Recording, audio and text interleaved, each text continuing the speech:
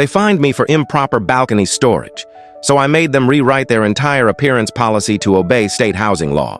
I live on the third floor of a beige stucco condo complex in Austin, overlooking a small courtyard with a fountain that barely works. My unit faces west, and every evening the sun turns the walls gold for about 10 minutes before dipping behind the live oaks. My balcony isn't big, 6 feet by 8, but it's my favorite spot. I've got 2 black metal chairs with gray cushions, a few terracotta planters with rosemary and basil, and 1 weatherproof bench with a lift-up lid. I bought it from a local store on Burnett Road. It matched the railing perfectly. The morning the notice came, I was drinking coffee and scrolling my phone when the envelope slid under my door. The HOA logo was printed in blue ink, all official. Inside was a crisp letter that smelled faintly of toner. Violation of Section 3.7, improper storage on balcony. It said I was using outdoor space for storage of personal items, and warned that continued violations will result in daily fines of $50. I laughed out loud. The only thing on my balcony that could be called storage was the bench, and that thing was sold as furniture. I stepped outside to look, as if I might have missed something. The bench sat neatly against the wall, smooth plastic made to look like weathered wood. Nothing messy, no clutter, no boxes. The air was warm, 82 degrees already, and the smell of cut grass drifted up from the landscapers below. I took a few pictures for my records.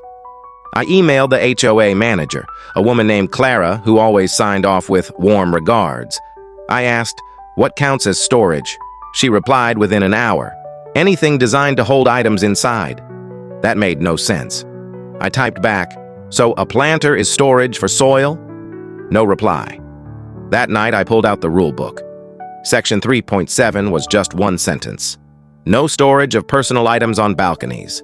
No definitions, no examples, nothing. Just that single vague line. So I did some research. I looked up the Texas Property Code, Section 209-62, which requires HOAs to have reasonable and specific standards for enforcement. The key word, specific, stuck in my head. This rule wasn't specific at all. The next week, they scheduled a hearing. I printed the product page for my bench from the store's website. Category, outdoor seating furniture. Under specifications, weather-resistant patio bench.